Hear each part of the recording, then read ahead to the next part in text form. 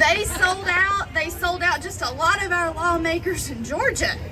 And I'm mad. That's another thing I'm mad about, because I just watched our Secretary of State sit there and tell me that the Republicans did not turn out for Donald Trump, that there was just no way he won Georgia at all. He said, nope, it's not there. I think the moderates went and leaned left and voted for the Democrats. And I was like, let me tell you something right now. I had the privilege and the honor to work for Doug Collins on his campaign.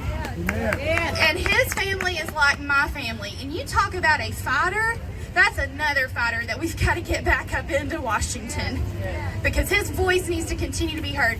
Nobody fought harder for our president during the shame impeachment than Mr. Doug Collins, a trooper's kid from Gainesville, a Baptist pastor, a military chaplain. And I'll tell you this right now, when I see our own people back home trying to sell us out, it infuriates me. It infuriates me to no end. And when I worked for Doug and we had all of our rallies, I saw people like this at every single one. Sometimes the crowds were 3 times as large, and they were there for Doug, but they were also there for President Trump. I don't believe for 1 minute what Brad Raffensburger said, but I'll remember it. Oh, I'll remember it. And let me tell you something, we've got a mess in Georgia. It's not just that. We've got a mess because we've got 2 Senate seats up for election still. We were the only state in the union that had 2 Senate seats up for election. And, you know, we are in such a mess with it. I've had to swallow a lot of pride to go vote for one of them. But the fact is, we can deal with all that later.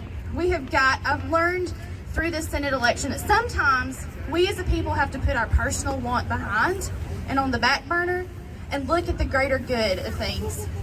We've got to get beyond ourselves and be the bigger person. And it's hard, and sometimes it just sucks. Because right now we've got to save the Senate, and never in a million years did I think the fate of our nation would rest on Georgia.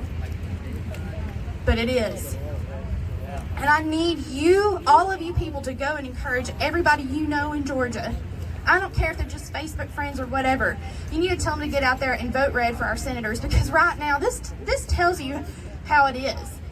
One of those senators, Senator Loeffler, is running against a very radical liberal Baptist pastor, Raphael Warnock. He is a pro-choice Baptist pastor. Now let me tell you something, I was raised Baptist and that was never an option. That ain't right. And I'll be the first one to tell you right now, any man that is for the killing of babies, I'm going to be against. Because we are here for the life, liberty, and the pursuit of happiness. And that life doesn't just include our life and the American dream, but it includes the life of those who have not been born. And it includes the life of those who have not even been conceived, because we have to leave this place better than we found it. We absolutely do. And the fact is, that pursuit of happiness is not a guarantee of happiness. It's not a guarantee of security. It's the pursuit of happiness. And that means freedom. That means freedom. And that's something that I learned watching Doug. It's not a guarantee of happiness.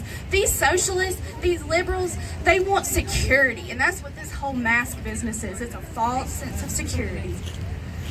There's a difference between security and liberty. There's a difference between security and freedom. And frankly, I'll die for freedom. I don't care about this mask business. I don't think it works.